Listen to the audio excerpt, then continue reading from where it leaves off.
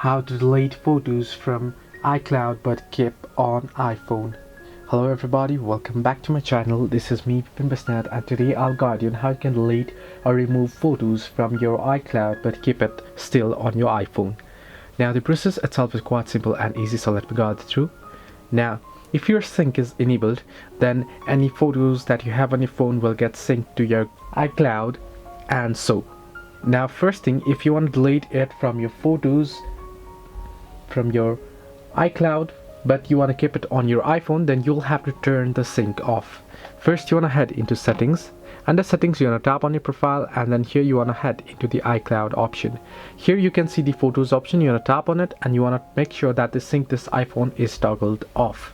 Now while you toggle it off, it'll give you an option to whether or not to backup or download all the photos, and you want to first save that, right?